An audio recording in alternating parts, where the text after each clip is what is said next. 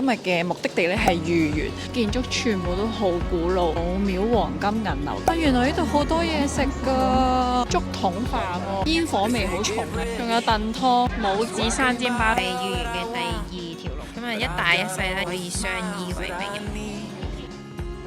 純蟹粉小籠包，蟹粉流晒出嚟。嚟咗新天地食西班牙菜，黐線我嗌到成枱嘢。Black Sheep Special 係好特別喎，啲蟹係咁大個。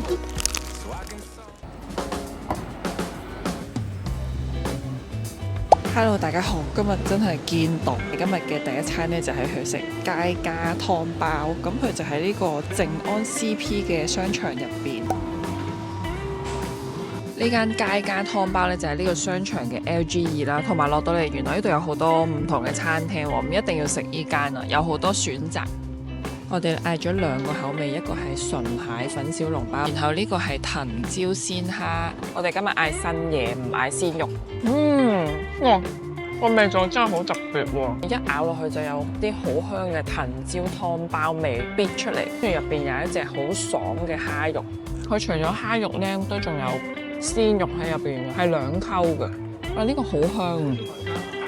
蟹粉小籠，我哋今次係嗌純蟹粉，入邊連肉都冇，點少少醋。啲蟹粉流晒出嚟啊！入邊係蟹粉同埋蟹肉啊！好似食緊一隻蟹咁咯，呢個係值得一試嘅，但係會好流咯。我哋行勻成場呢，就係我哋嗰間佳家同埋呢一個日式炸豬扒最多人啊！我妹妹唔食湯包，所以佢自己嚟咗呢間鮮菌雞湯飯。Hello， 報告唔好食啊！竟然，但係你食晒喎，連湯都冇乜剩喎。跟住我媽咪呢，就買咗呢間魚粉王嚟食。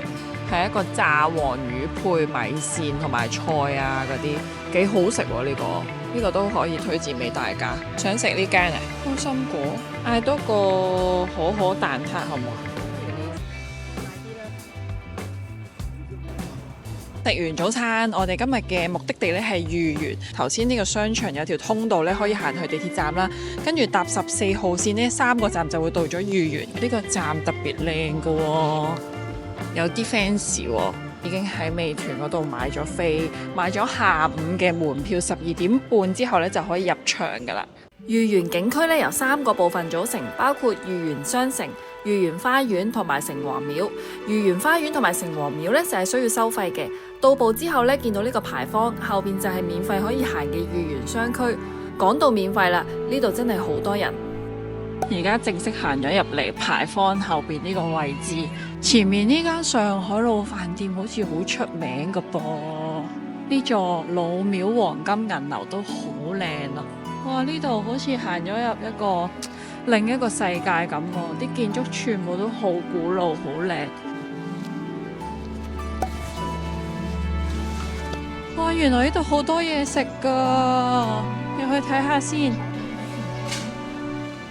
哇！炒粉麵飯，呢個係咩嚟㗎？竹筒飯喎，28蚊一個。我仲有得食點心。哇！煙火味好重啊呢度，仲有燉湯啊，煲緊雞湯啊呢度，呢係食雞湯麵嘅煎餃啊，好吸引啊呢個。母子生煎包20蚊一份啊，超多人啊呢度，自己揾位坐嘅。我覺得一定要嚟呢個景點行下，唔係喺度食嘢都可以嚟行下，感受下呢度嘅氣氛。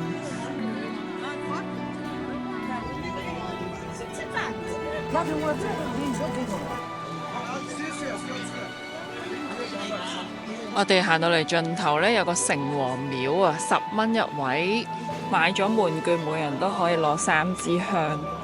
上海城隍廟係上海最大嘅道教廟宇，亦都係上海文物保護單位同著名景點嚟嘅，同豫園商城相連喺一齊。城隍廟咧喺明朝嘅永樂年興建嘅，中間發生過火災，然後又重建，直到而家已經有600幾年嘅歷史。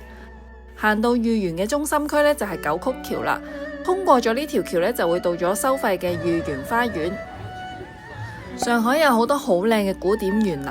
豫園咧係5大古典園林之中保存得最完整、最具代表性嘅園林之一。佢係建於明朝嘅嘉靖年，亦都係唯一一個位於市區嘅園林。佢曾經係明代官員嘅私人園林，佢嘅佈局好細膩，喺有限嘅空間入邊咧興建咗數十棟建築物，包括三歲堂、瑞秀堂、萬花樓、點春堂等等。行入呢一啲小徑之中咧，會見到一啲奇形怪狀嘅山峰。行返出走廊咧，就會見到祠堂，真係好似行咗入古代咁啊！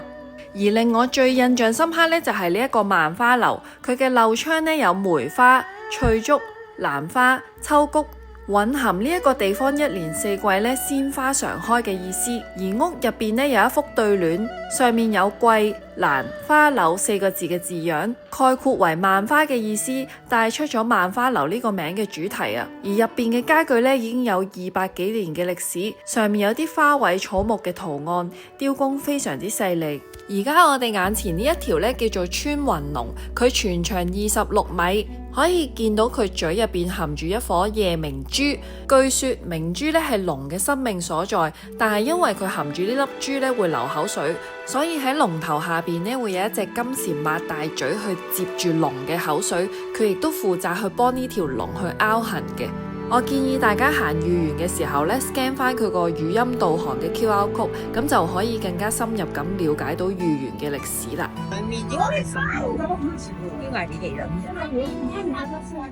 我哋今晚咧又嚟咗新天地食飯啦，入咗呢間咧叫做 Sea Rock， 佢係食西班牙菜嘅。咁我哋嗌咗好多嘢啦，有一個伊比利亞火腿配蜜瓜同埋麵包，嗌咗蘆筍火腿啦，然後嗌咗個辣椒仔，跟住仲有薯條啦、炸魷魚啦，然後嗌咗個牛扒同埋飯嘅。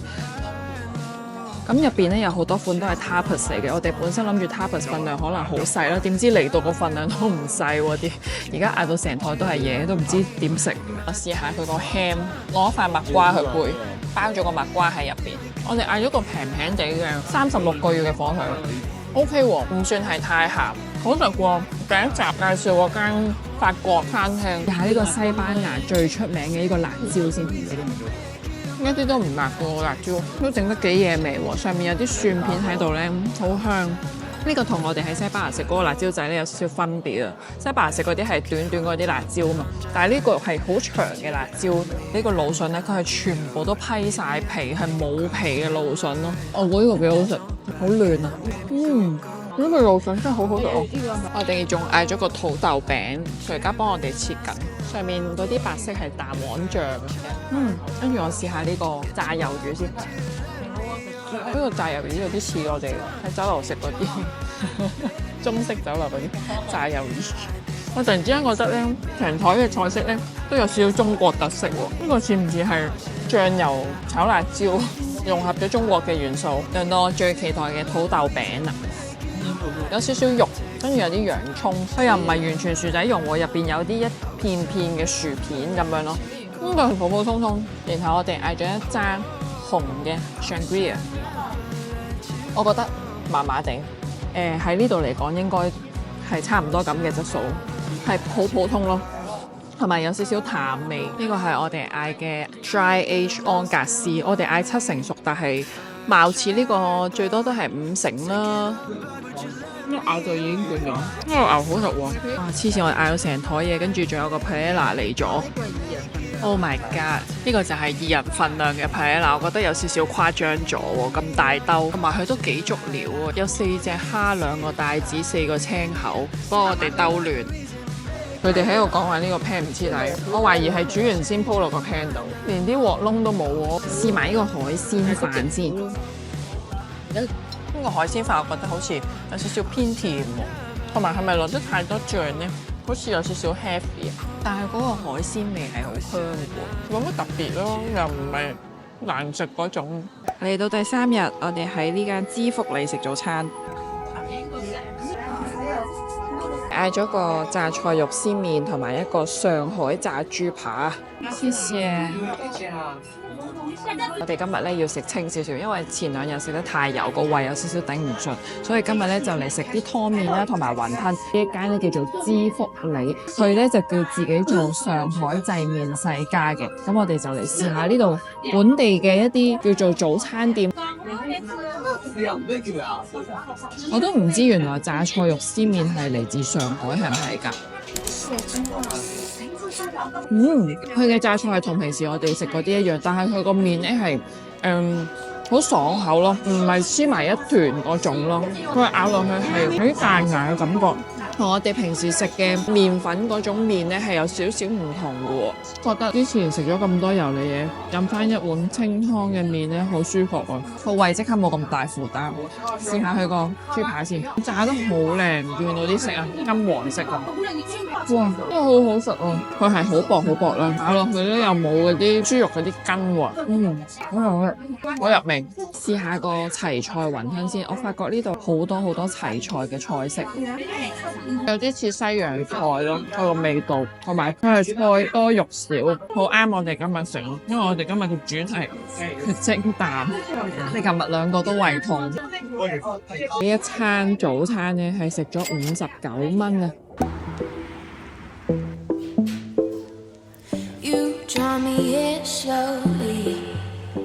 ！Brown eyes stare at me boldly.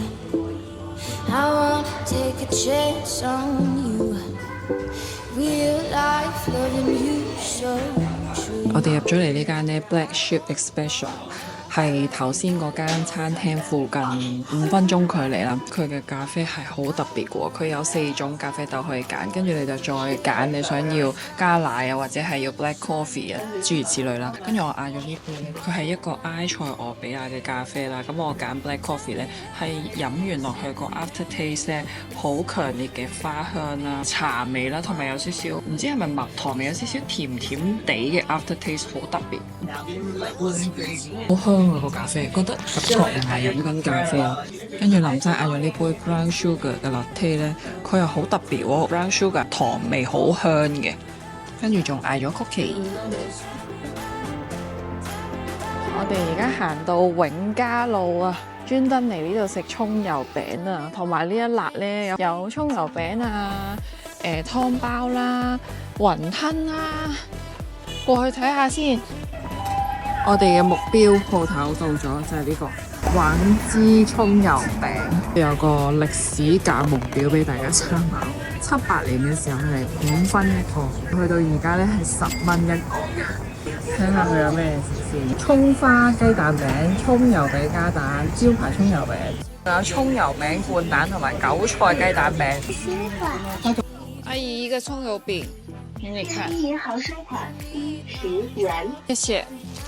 其實10蚊一個葱油餅唔平嘅喎，係咁大個，佢係特登喺個熱嗰個鍋度攞出嚟嘅。聽唔聽到啊？再嗌多次俾大家聽。哇，好好食啊，好脆。葱油餅係用嗰啲油煎炸咁樣整出嚟咯，但係呢個佢唔會油淋淋啊，食落。好味好味，都係偏貴10蚊。知唔知係咩餅嚟嘅？我都唔識讀呢個字。老咩餅啊？老薑餅。唔係薑嘢。薑字嚟嘅咩？薑嘢。